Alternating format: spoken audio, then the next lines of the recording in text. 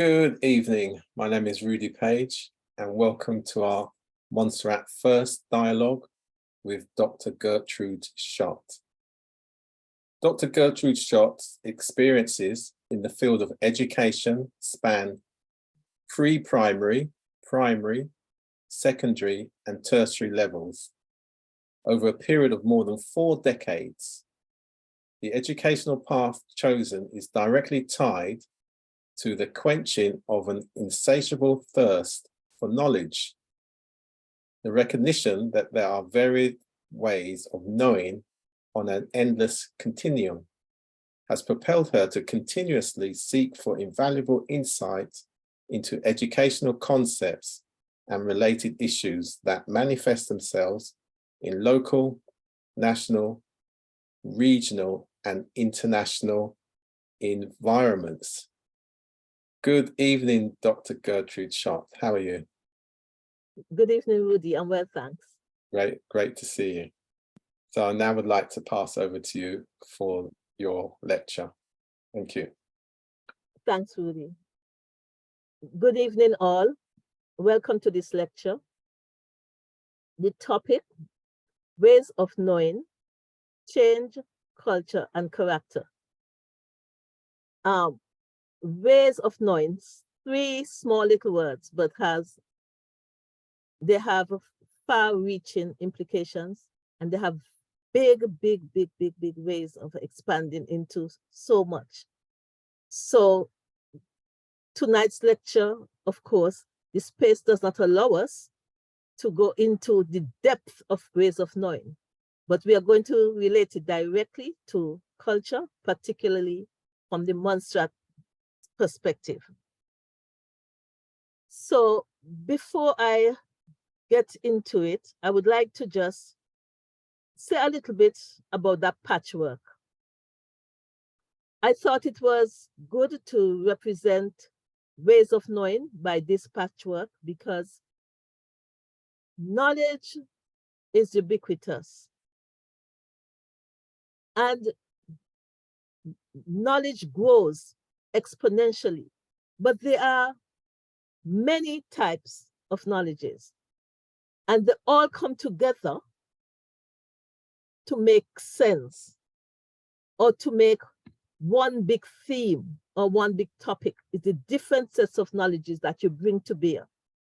So this patchwork represents the different ways of knowing and the different way that all the ways of knowing can come together and form one beautiful patchwork.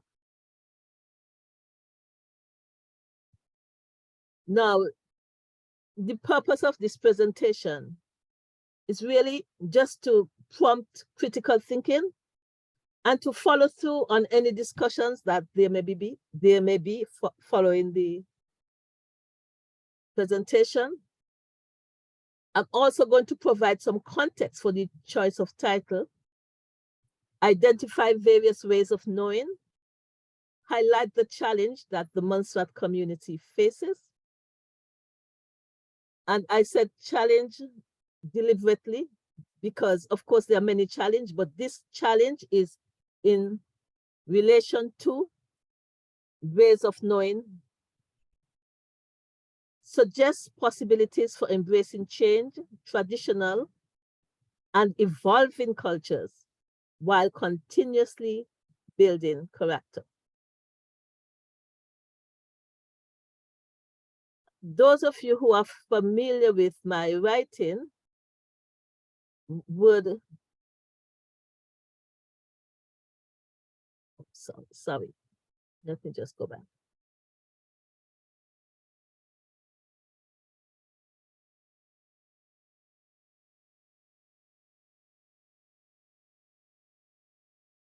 Would know that I usually incorporate a number of quotes that would encapsulate the entire theme of a presentation. So, and because we are getting into globalization, I have chosen the quotes from different continents around the world to show how very global we are and how very local we are and how unavoidably we must be localized. So Germany Kent, he talked about hard and honest questions that can stir up transformation in one another. Greer speaks about the technology that has gone ahead of us, ahead of our spiritual and social revolution, making us, frankly, a dangerous people. And that needs a lot of food for thought. Why? Because it may sound a dangerous statement, and it is in very many ways. It's for us to consider, how can we become a dangerous people if we allow spiritual and social evolution to march ahead of us? The next one comes from Africa. Only a fool tests the depth of the river with both feet. That one is worth thinking about. And here is another African proverb. If you want to go fast, you go alone. If you want to go far, you go together.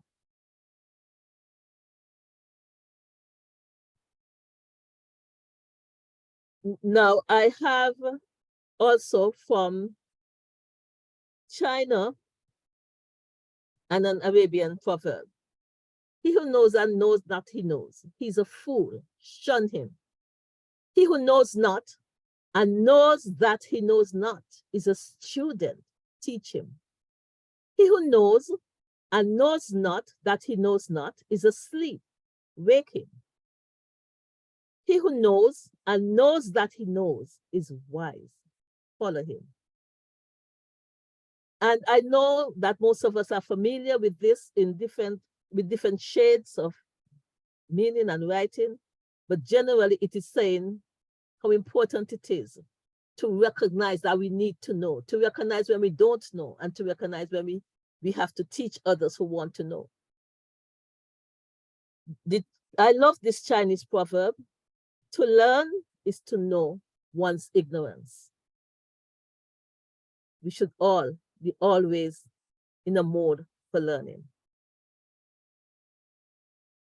And these are my very own quotes, knowing what to change, when to change, how to change, and why the change should be changed is the product of a knowing mind and a localized knowledge flows. The aha, as well as the olam indigenous experience, gives birth to an actualized fulfillment, which produces an individualized knowledge that is greater than the sum total of prescribed certificates, Googled degrees, conferred titles, and fixed appointments. For those of you in the MONTSERRAT community, those people in the MONTSERRAT community will be familiar with the olam expression.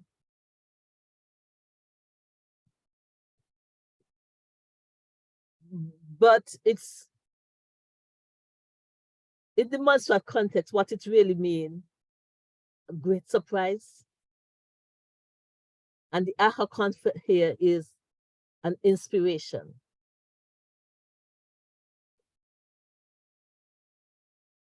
Now, what really is knowledge? There's a tendency to treat knowledge and knowing as the same. And although there are similarities within their context and within their usage, we can also find a difference. For example, if we are experiencing 80 degrees, we do not have to know that. But we can feel the heat. What we know that it's hot. We don't have to know whether it's 85 degrees or 100 degrees or 90 degrees. We don't have to know that. but the knowing is that we can feel it. So that's the difference. And of course, because there are different kinds of knowledges, we need to expand our knowledge base. We have medical knowledge, indigenous knowledge, local knowledge, computer knowledge, finance knowledge. They all have vocabulary of their own. And not all experiences become knowledge. We should be aware of this. The example I used here, if you're going to a supermarket, you get to the supermarket, you buy what you want to buy, and you get back home. You know that. Not very many people except those who see you on the way.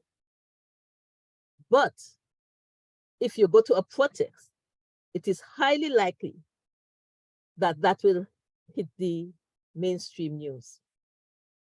So you can have an experience, a knowing experience, but it does not become knowledge.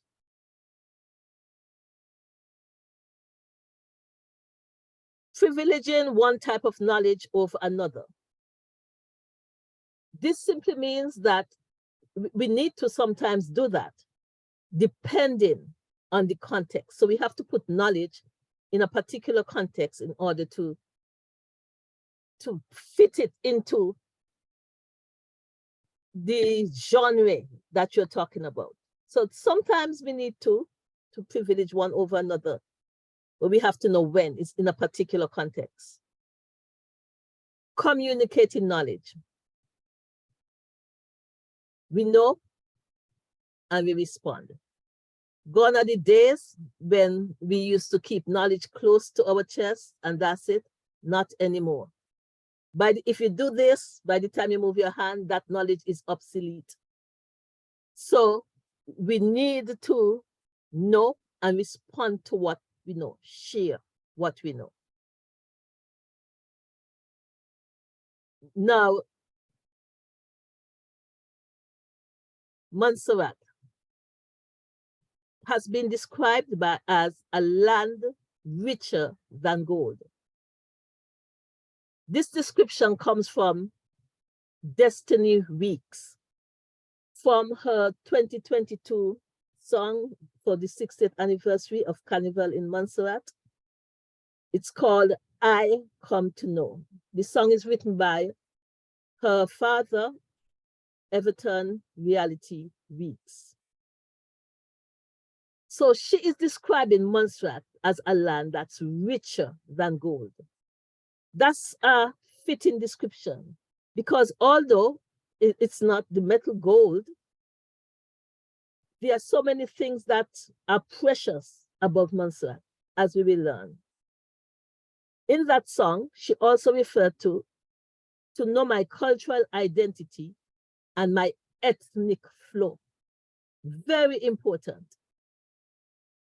When you know your ethnic flow, your cultural identity would be easier to understand, easier to deal with. She also talked about traditional values. She didn't want to just know the traditional values. She wanted to understand them. So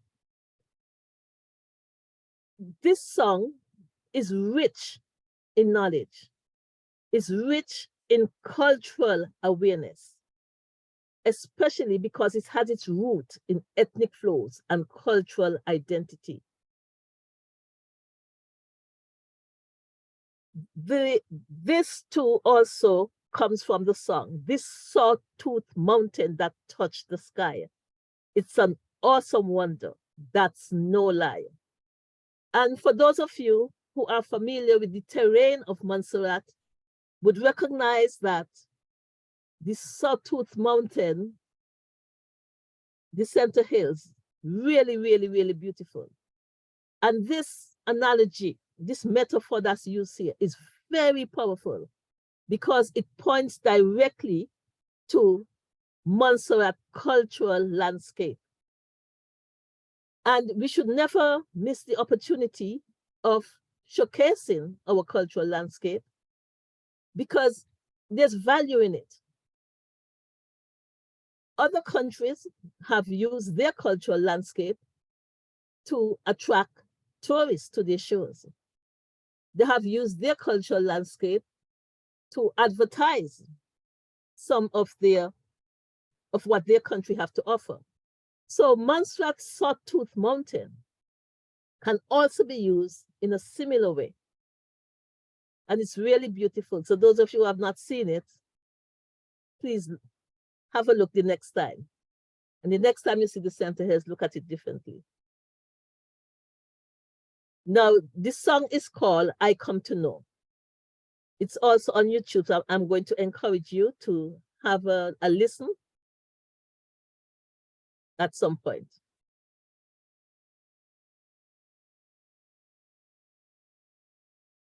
Now, here are the ways of knowing.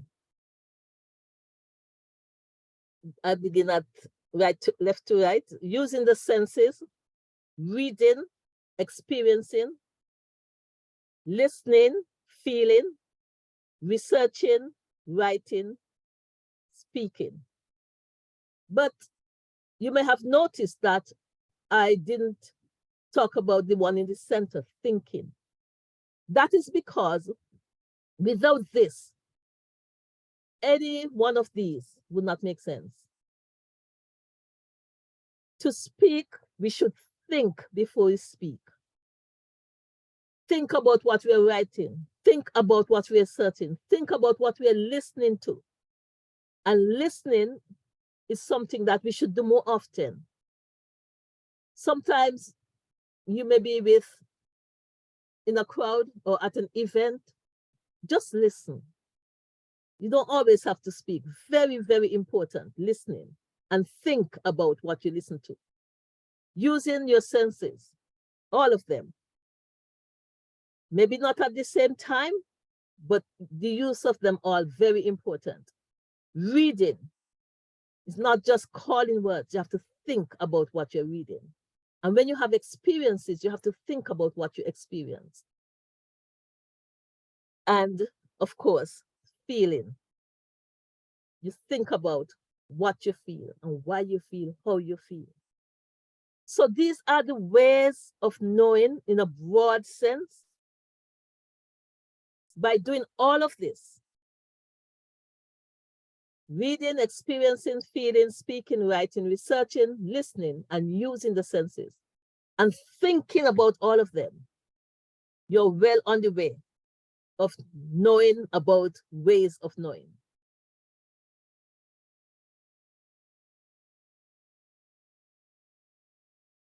Now, with all that knowing, where do we get knowledge from? What's the source of knowledge? You. Each and every one of you is a source of knowledge. You will be surprised to know how much knowledge is within you.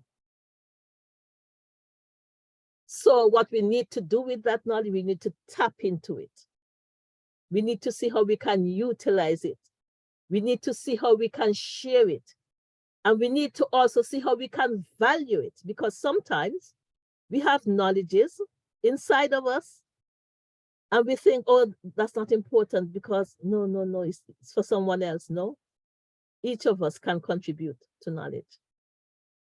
So you are the greatest source of knowledge. Okay, other sources of knowledges, and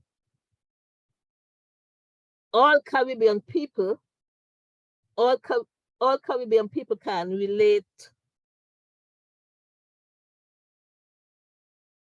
Sorry, all Caribbean people can relate to this because we have festivals, we have societal institutions.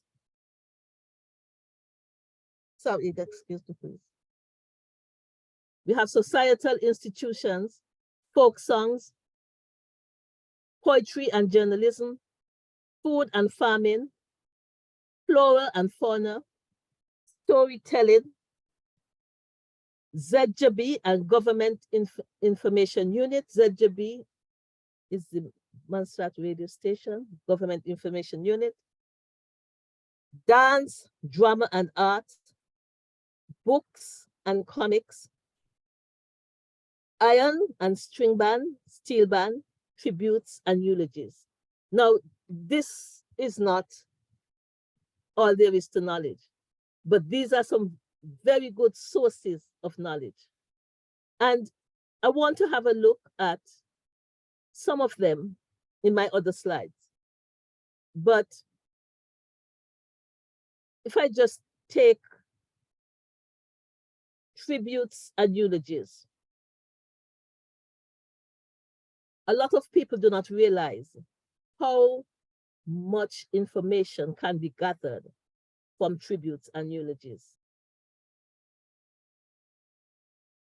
And I've been to several funerals, we have heard eulogies, and I can put what they say into a historical context, into a cultural context, into an international context, into a historical context. Because, for example, I once heard at a funeral, a gentleman was giving a eulogy for his mom, and he spoke about the connection between the islands in not just the Caribbean, but the Leeward Islands. At that time, there was what we call the Leeward Islands Police Force. So people from Dominica, Antigua, St. Kitts, Nevis, Anguilla, Montserrat would move around the islands as being policemen. And he made reference to that eulogy because Kenley was the one, and he was making reference to his mom and her connection to Dominica and their family's connection to Dominica. And he mentioned that it was because of the moving around via the Leeward Islands Police Force, why some of us end up where we are. And I can relate to that as well. So Leeward Islands Police Force is no longer in existence, but the history is quite rich, and it's something good for people to know about. So the next time you hear something like that, dig a little deeper and see what it means. And then even with the eulogies, the tributes, you get to know more of some people's orientation, what they do, how they do it, why they do it, some of the work they used to do. So there's always knowledge there. It's a strange place to go and find knowledge, but it's real. It's real. That's not the place you would think of, but it's very, very, very real. I know when demonstrations in early 2000, when we relocated to England after the volcanic crisis, the place you had to meet and see people and hear about what's happening was at funerals. You want to know what's happening at home, you go to a funeral. So although it's a sad occasion and it's not the place that you would normally look for, we cannot ignore that it's a rich source where you can get knowledge.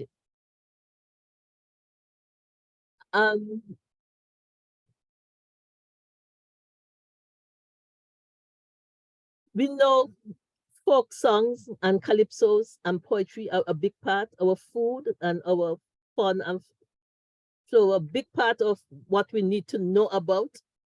And storytelling. Who can ignore storytelling? One good way of passing on knowledge is through storytelling. And dance, drama, and art, books and comics, they're always. I said before, iron band and the string band and the steel pan. So next time we hear about these topics, let us look at them with a different eye. Let us see what's there about this that I can learn. I'm just going to zero in on calypso music. I love calypsos, and I just want to show how calypso is a great source of knowledge and a great way of knowing.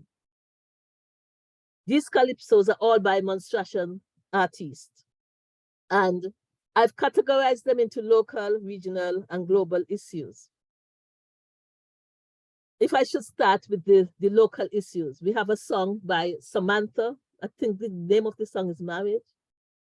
Very, very, very telling. You know, I can see so much wisdom in listening to what this song has to say.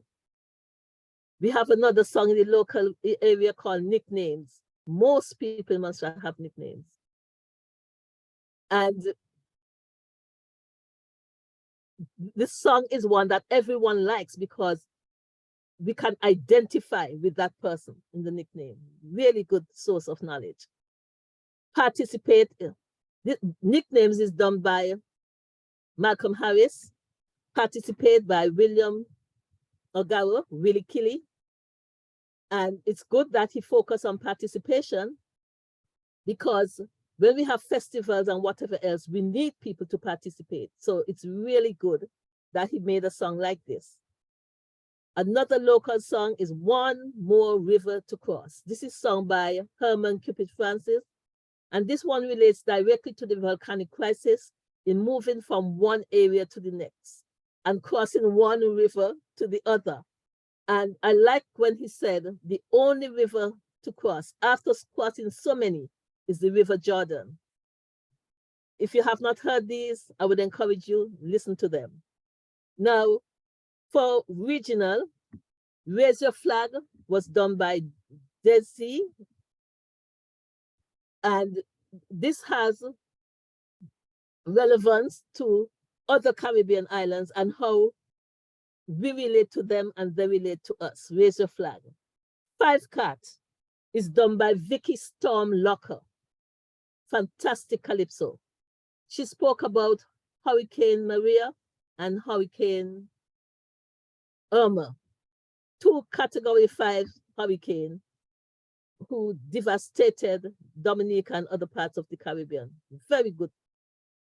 The Black Man, again, Black Man Struggles by Kenzie. And Listen to the Cry, the Children's Cry by Candy Sylvina Malone. Those talk about regional affairs. And on global issues, Save Energy. We had two masterpieces, one by Falcon and the other by Reality, Everton Reality Weeks. Two masterpieces about why we should save energy. A Ray of Hope by King Bear, or The Voice. In this day and age when everything seems to be going wrong and so many people are distressed, he's offering a ray of hope. And World on Lockdown is by Desmond Flasher Daly. Tells about that period in the crisis when we were all on lockdown. And Voice of the Ocean is by Kelvin Tabajubri, who, it's an environmental issue, the way we treat the ocean, and the ocean is crying. So these are just a a little tip of what's there to come. So the next time you listen to a calypso, think of a calypso as one of the areas where you can glean a lot of knowledge. And you could get the local knowledge, the regional knowledge, and the whatever happened in the local knowledge. Our local radio station, Radio ZJB. These are just some of the programs that I pull out. Showcase Saturday, Drive Time, Brain Power, Family Reading Time, From the Pavilion, Talking Health, The Train, The Cultural Show, and What's on Your Mind. These rich sources of knowledge, every one of them. So much merit in them. But the one I wish to highlight now is Showcase Saturday. This one is hosted by George JGP Piper. The reason why I'm highlighting this is because it's different.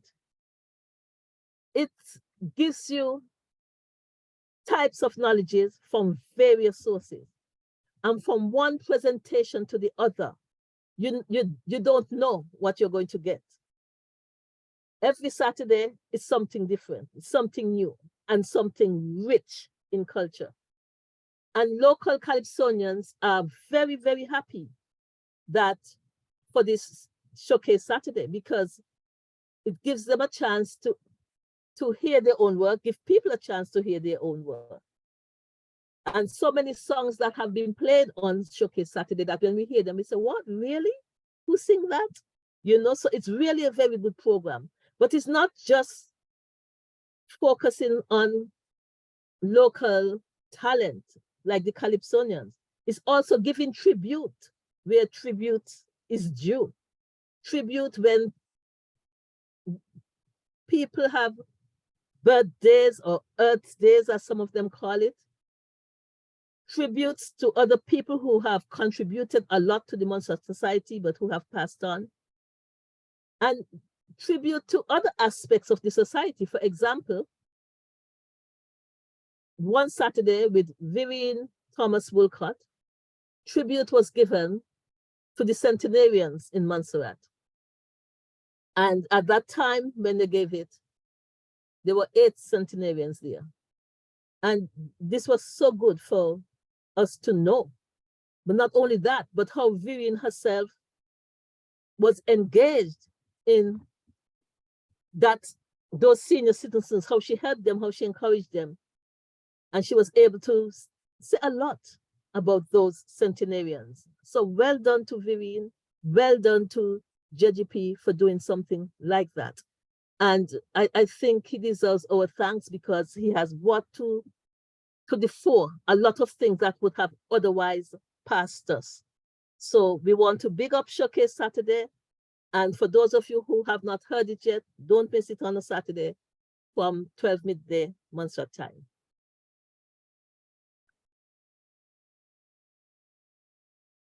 I come on to the literary part of the presentation where we have books by Montserrat authors. Wamamise by Anne-Marie Jo. Tamarind Seed by Merle Roach. Talking Strachan by Mike and Sylvanie Jarvis.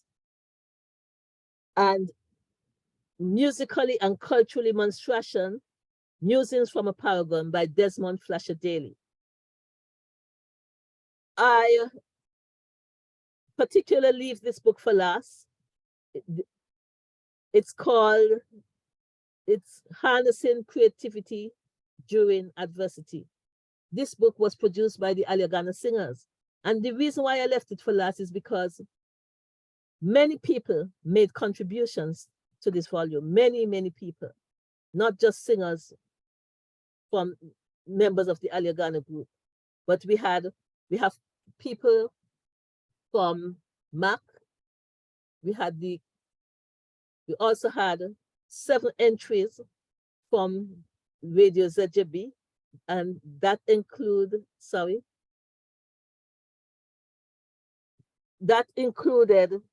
the manager himself, Herman Sargent, who had a lovely entry. So this book is well worth having because you're getting perspective from different parts of Montserrat and different parts of London.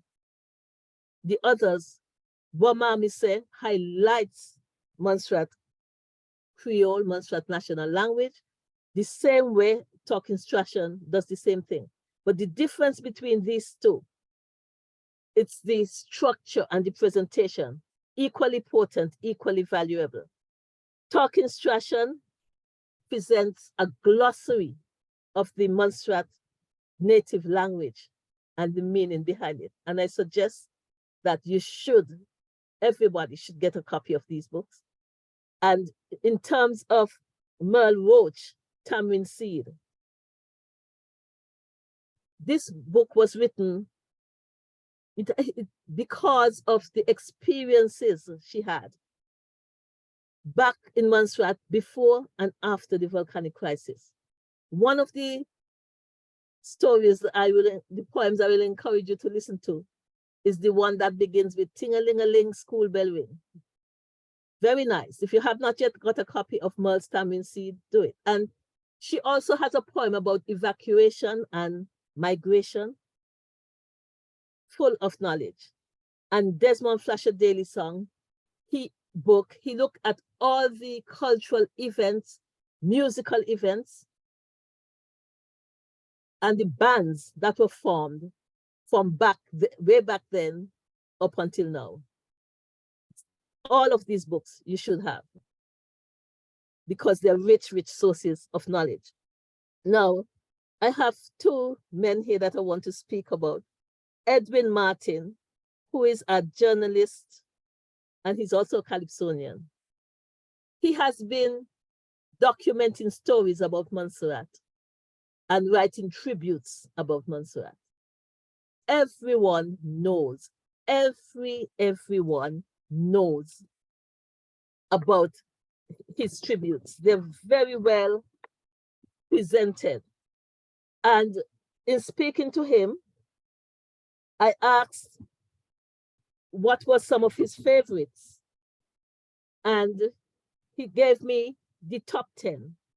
And the top 10 Errol Eid feature from premiere to premiere, David Brand, Terror in Town Hill, Part 2, The Untold Story of Helen Joseph, Little Drummer Boy, Lord Alfredo feature, Red Pole Riot, Montserrat's Final Hanging, Devastated St. John's, John Cannon Fenton, another feature, Another Legend Gone, Franklin Edwards, 10 Rose Willock reminisces about winning the Miss Montserrat title. Those are his 10 favorites. I'm sure that each and every one of you may have the same 10 or other favorites, but that would be a lovely exercise for you to just try and see, okay, let me see which are my 10 favorites, because he has written extensively about tributes about Montserrat. Now, Claude Gerald. What Edwin Martin is as a journalist is what Claude Gerald is as a poet. Claude Gerald has been writing some really, really, really wonderful poems. Incidentally, Edwin Martin wrote a tribute about the late Errol Eid before he passed. And Claude Gerald also had a tribute to Errol Eid before he passed. So one is prose and the other is poetry. See if you get them. And Claude Gerald has been writing about many other people and topics. For example, some of his favorites, Booger the Pariah of Harney Street, Plymouth, Recalling Philip. That is Philip Menzies. He did a tribute for the late Philip Menzies.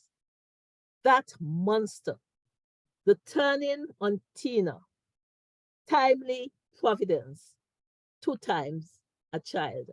And Two Times a Child is about also the late Errol Eid when he went to see him at the hospital.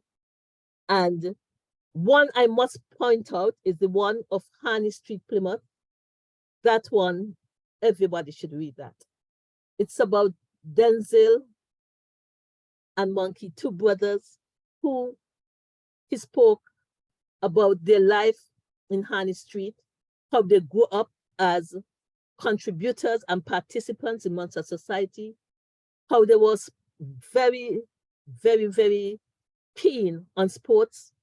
And he went as far as to compare their sporting prowess to that of the two sisters, Venus and Serena Williams. A very, very, very good analogy. So those of you who have not gotten Claude Gerald's work as yet, please, I would encourage you, another great source of knowledge. Out of the Mouth of Babes. This is a book that came out in 1996 in the heart of the crisis. Kinsale Primary School. These students are all from Kinsale Primary School. And because we were the first school to feel the full effect of the volcano, there were days when we didn't know what to do. And we said, okay, let's write. So we started a project and we were the first school to produce a volcano anthology. So I'm asking, please, if any one of you can locate, can find where these students are, please let me know. Because I think it's only fitting that after 28 years, we can do a sequel to this. The names are Emmanuel Daly, Tricia Reiner, Maria Silcott, Maureen Bramble, Donnell Roach, Joanna Richards, Terence Thomas, Kevin Gomes, Donald Ogaro, Adrian Lewis, Fondella Bryan, Shanda Mays, Francis Detouche, Jaron Phillips, Deborah Dight, Trevlin Truitt, Melissa Piper, Lexford Skerritt, Patricia Weeks, and Chanel Ogaro. Well done to all of you. Your work was featured in some research that was carried out at the University of Hull by Dr. Safia Fleury. And I say well done to you for having your work reach this far.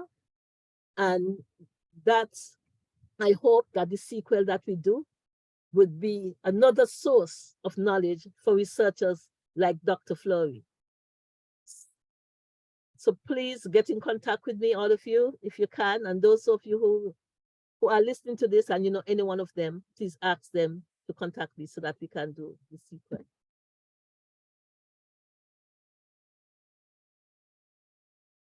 Now, back to that song that we talked about earlier, I Come to Know. It's, I come to know, I come to know, I come to know. Is this land I come to know? The people I come to know, my ancestry I come to grow. It's my culture I come to grow. And you may ask yourself, how can you grow culture? She's saying her culture is an awesome legacy. So how can it become an awesome legacy if it's not grown?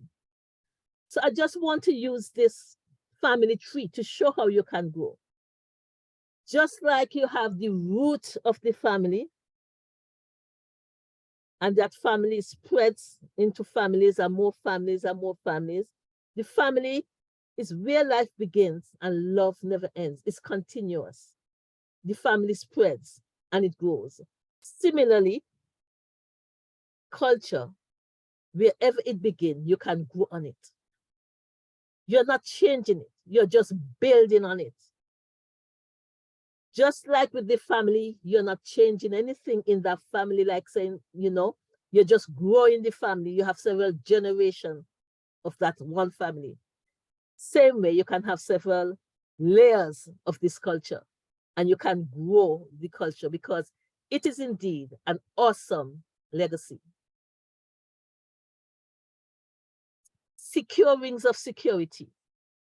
We talk about growing culture, but how are we going to grow it? How are we going to do it? We have the rings of security, family as the first ring, community as the second ring, school as the third ring, national and community links to regional organizations as the next link, national and regional links to international organizations, that's the last link. Rings of security is an expression first used by Boothby and Whistler. They were looking at PTSD among some students who had some trauma. And they thought that children who are traumatized need these rings of security.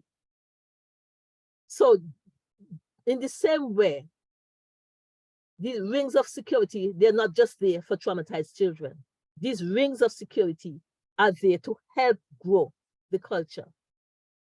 They help to show that knowledges begin at the root and move out away from there. You remember I said you are your greatest source of knowledge.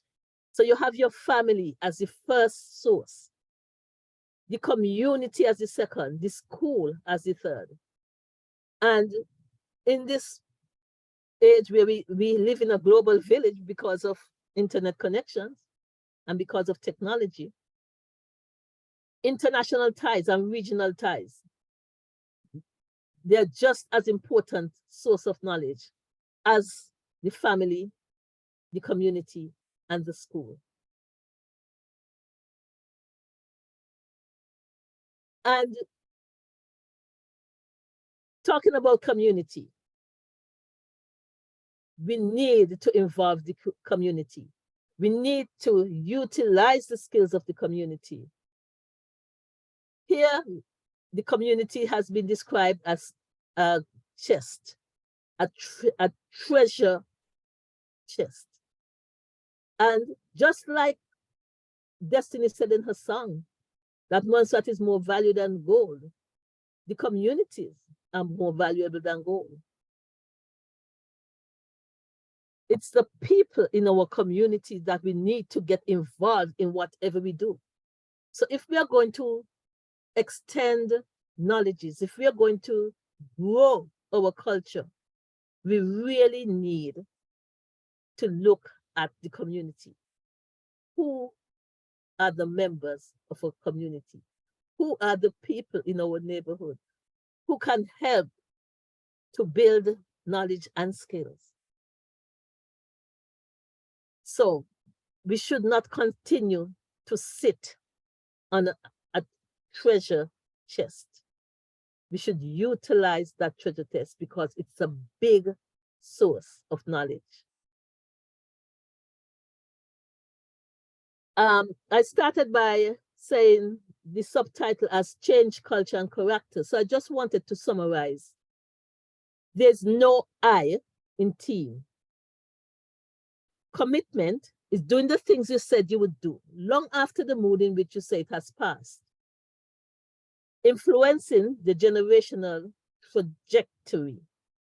Remember when we show how we start with the family and it spreads out?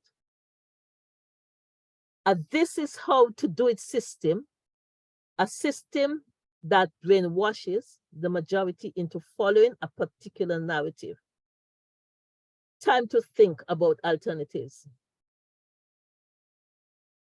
Because if we stick to this is how we do it, then our knowledge will not increase. So we have to look at alternatives. Where are they? Begin with you, community, family, school, wherever. No or very little appreciation of one's own intelligences and capabilities. There are times when you know that you know, and others know that you know, but others refuse to use the knowledge that you know. And sometimes people think that they're not good enough because they might not have been to a particular university, or they're not certified in certain fields. They feel like they're not good enough. Time for us to appreciate everyone. Appreciate the contribution that everyone can make to the society. Because everyone has a story to tell, and everyone has an experience that might not have made the knowledge headline, but can contribute to building that community. Not of various foreign languages, not only the mother tongues, because remember, every institution has its own language. So if you're speaking to someone about technology, you should know the language of technology. If you're speaking about science, you should know the language of science. And if you're speaking about legal matters, you should know the language of legal matters. So know these in order to increase your knowledge. And I'm using a classroom scenario here. How many of you have been to school and your teacher said to you, what do you want to be when you leave school? And of course, children would always say what people expect them to say. And some people, some students do not say what they really want to be because they think that's not good enough. But whatever is said, is it followed through? Is it allowed? Is it rejected? Or is it pushed into a carved out journey that somebody put there for you? This is the journey I want you to go on. Or are you propelled into a prepared space? So it's good to ask, what do you want to be? But it's pure rhetoric. Because what help is given to that person who wants to be what? So these are the things we need to look at. Common sense has not been allowed in decision-making exercises. Common sense has not been allowed in decision-making exercises. That is because some people who are in a position to make decisions, they do not use common sense. And sometimes the problems we have need common sense solutions. But so many people ignore common sense and perhaps look for some sort of book sense or some impractical sense that can work. So these are what we need to think of. We need to change our way. We need to build our character in order to grow our culture. Now, one of the challenges that's in Montserrat society, and just not Montserrat, other societies, we tend to use a one-size-fits-all for everything. It cannot work. It just cannot work. It's time to take people on merit. It's time to take things in the context to which they belong, put them in the context to which they belong. Use people's skills where they are best, where they would have the most benefit or have the most advantage, rather than just using this blanket one size fits all. It doesn't work. That would never ever grow your culture, nor would it increase your knowledge, nor would it help you to know. So this is one challenge that we face. Look for ways of knowing, look for ways of doing, look for ways of applying what's practical, what's sensible, what's workable. That's what we want to do.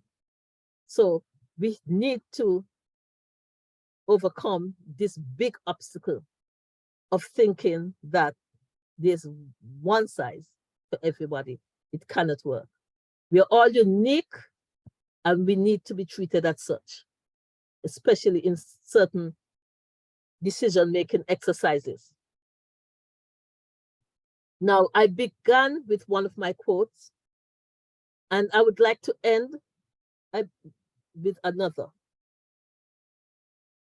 Knowledge does not dwell within the structural confines of a given educational institution, but rather within the storehouses of the minds who actively seek to acquire, grow, and utilize it.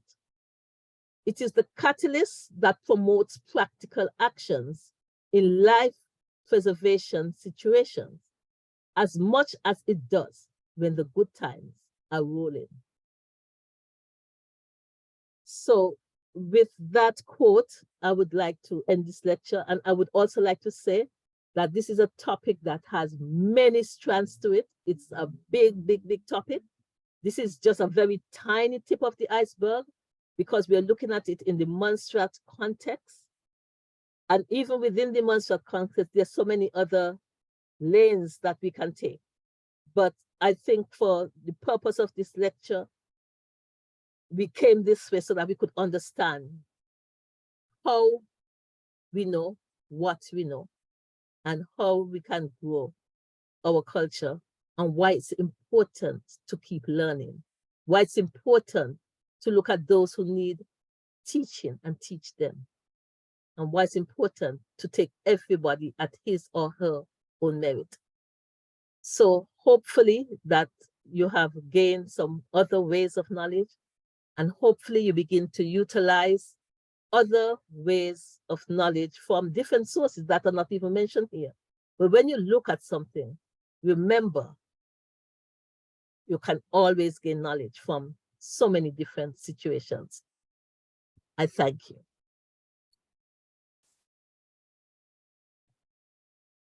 Thank you very much for that, Gertrude.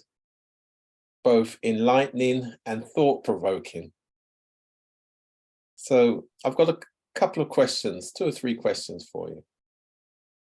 My first one is, in what ways can the concept of cultural communication contribute to the advancement of 21st century learning and skills? And just to highlight the point, of course, when I talk about 21st century learning and skills, collaboration, communication, creativity, critical thinking. I like that question, but if I really have to answer it, we'll probably be here till Armageddon come. Give me the short answer. Because it's really important. It's very, very important. Cultural communication. And first of all, what we need to do is to know what's going on in other cultures before we can collaborate with them. And when we get to know what's going on in other cultures, then we start to think about, and herein lies the critical thinking. Why is it that they're doing this and we are doing that? And if they are doing this, can we do that and get a similar result? Creativity and innovation. So it's very, very, very important. For example, when Monsterrats relocated to London first, I know many of them have the experience, but my own personal experience, went into a lift, several people were in the lift, good morning. Nobody answered. I did that for about 3 weeks before I realized what's going on. And they actually look at me, this is a mad woman. Every time I go in the lift, I would say good morning. So had I known about this part of the culture, that good morning is not here, I would not have. So you see how important it is to tap into other people's culture and to know. In some cultures, you meet people, you hug them, you greet them, hi. Some people kiss on one cheek, kiss on the other. Sometimes you get 2 kisses and 3 kisses. Some cultures, no, no, no, no, no, you cannot do that. So cultural communication is exceptionally important. And another thing too is what meanings we put to certain things in our culture, like red. Is it really danger or is it really bravery? So knowing, I must mention this one about culture. I guess in most Caribbean islands, as in Montserrat, you invite someone to your house and offer them drinks, food, whatever. It's on you, because you invite them. But there are some cultures where you go to a party that you were invited to and you have to provide the food. Yeah. You know, it's like, what? So that's a very good question. Very, very, very good question. I'd like to ask a quick follow-up on that, because you touched on it in your presentation as well, on reflection, is that there's a term we use, is the means of communication may be different, but the needs are the same. And the way you describe knowledge and knowledge acquisition through all those different means in one of your charts, I thought that was very, very interesting. The means of communication may be different, but the needs are the same. And you showed all those different means that help people get to that understanding. I wonder if you could say a little bit around that more. I'm not sure which of the charts you refer to, but is it the one with the stations? It had numerous different means of communication and activities, because you spoke about the different knowledges. Okay. And there was, okay, I think I know the one with the calypso. Yeah, because you pulled out the breakdown of, not this one. No, there was another one where you pulled out the importance Yeah, let's take that one. Yeah, This is the one, right? yeah. Yes. I think why that was important in terms of what you're saying, because of the many routes that we learn, acquire knowledge, our experiences, and they may be different. And it's people appreciating that fact there may be different routes, different ways, different means to learn, or even to communicate, to get messages across. So I thought that was this was a very good example of that. Because they are all valuable. That's the point I think that you were making. Every one of them. And storytelling, I really like storytelling, because before Absolutely. we had all this internet and everything else, the stories came down from the elders. And that's one we need to hold on to, because there's so many things that they know that they want to pass on. So we should talk to them. Absolutely. Just have a chat, have a simple chat, and you would be surprised to know how much they know.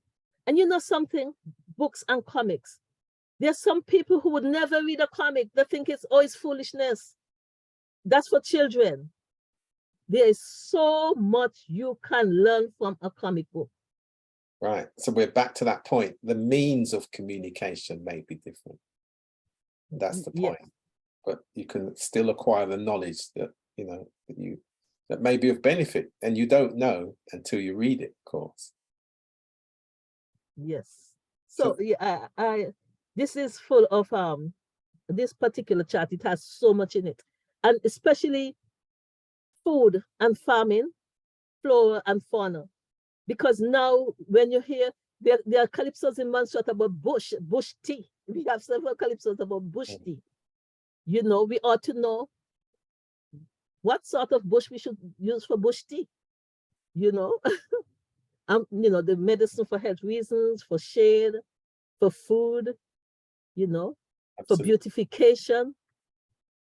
My second question is, as we approach 2030, it's important to have a clear and defined recommendations from academics so that we can turn them.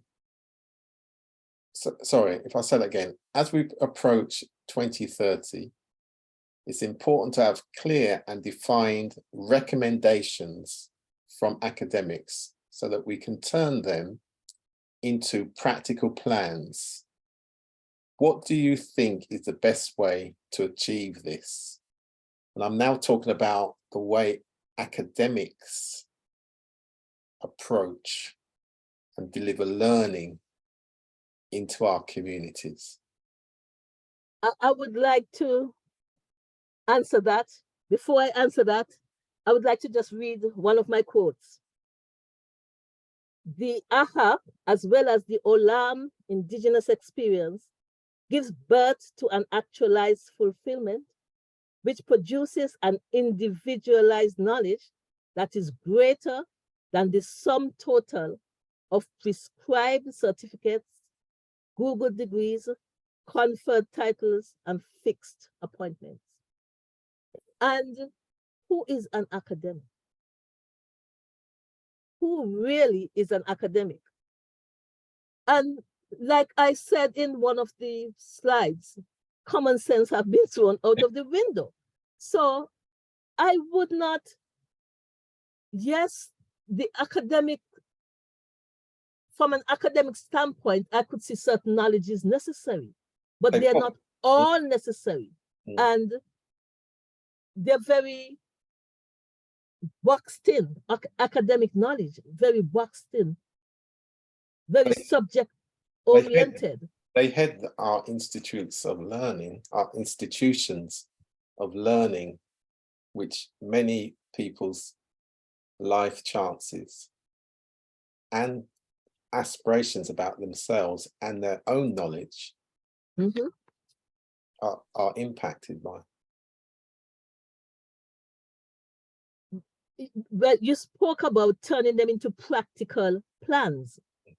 What I'm saying, in order, more often than not, the academics do not give the practical plan. They need to involve other people, because some people tend to think that academic knowledge is the be all and end all of intelligence. And there's a big, big difference between being intelligent and being academic. When you find an intelligent academic, glory, hallelujah, that's good. You know, you can work with that. But I don't want to run with the idea that it's only the academics that have the answers. We are supposed to be able to utilize every space of our society, everybody who knows, and not just the academic. Because if we are talking about practical plans, sometimes academics are buried in impractical ideologies. Of course, I guess the challenge in a sense then is, and you touched on it, how can we get the academics then to be part of the community, understand what works, what's best, and how it's done, and then take that back, because the reality still is that they have an influence on policies, whether it's government policy, international policies, all kind of policies, that at the end of the day, individuals and communities have to adhere to.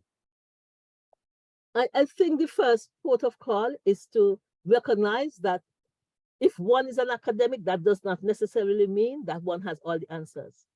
So that's the first port of call. And if you recognize you do not have all the answers, then you look for sources. This does not mean that you're going to go to people who don't know.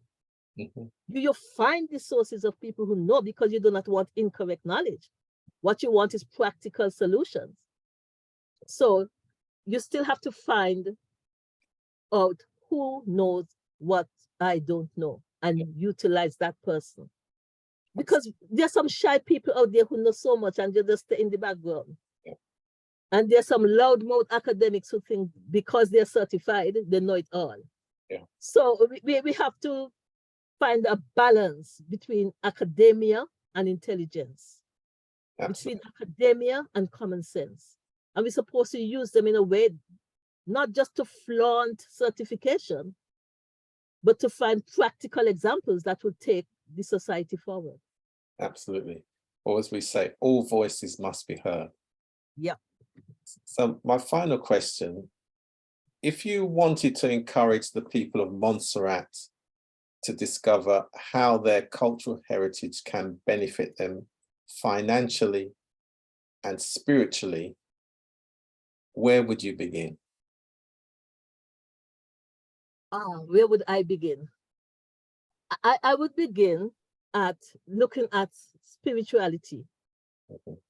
And I would also quickly follow that through with is to know that there's a difference between spirituality and religion. Because more often than not, religion is organized. It's with groups of people doing things a certain way. But when you cultivate a spirituality, it's very, very personal. It has to do with your inner being and a deep sense of wanting to know more about life, wanting to help people, wanting to know what's the purpose of life? Why are we here? So you develop that spirituality. And if it's not confused with religion, that's one of my first things that I would do. Do not confuse both of them. So in terms of the cultural heritage, again, it's back to the spirituality rather than the religion. Because as far back as you can go in the roots, you will get people who were highly spiritual but belonged to no particular religious groups. And they have passed on information that we can use, up to now. So I think that people should be encouraged to cultivate a strong sense of spirituality. If you're even in a religion, that does not debar you from cultivating spirituality. In that way, culturally, you're rich. And I noticed you said financially and culturally. When you use your spirituality to build your community and the life around you. It can help you to grow your culture.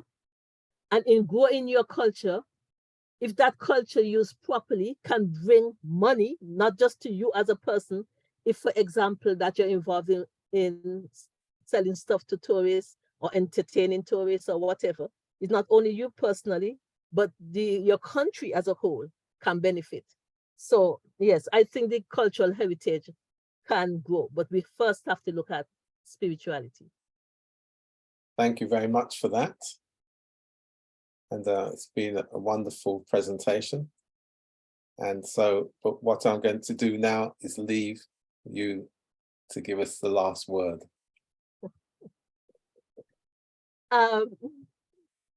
My last word would be,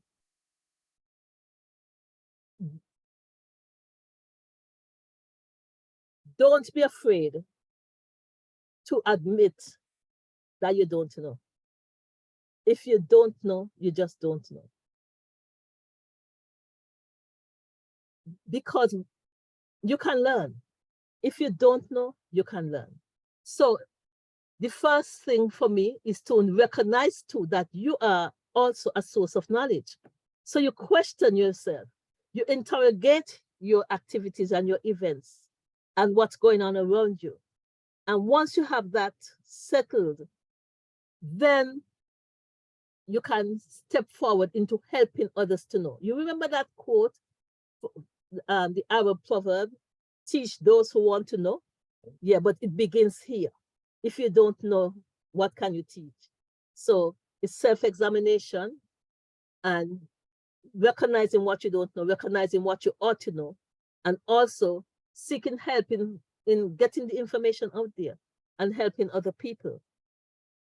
We have not utilized our indigenous knowledges a lot, and it's so rich. It's very, very, very, very rich, because we can have different strands of understanding that comes from the indigenous knowledge.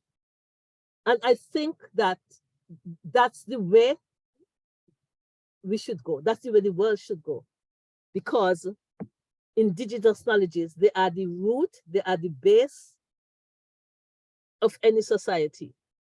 So once we focus on that, once we use that, once we utilize it in a way that not just in an informal way, but in a formal way, in a non-formal way, use it in every way possible. And that will help us to increase our knowledge, because indigenous knowledge is valuable. So my appeal to ministries of education is to consider looking at indigenous epistemologies in your curriculum development. Thank you very much for that. And look forward to seeing you soon, Dr. Gertrude Shotte. Thank you. You're welcome. Bye. Thanks.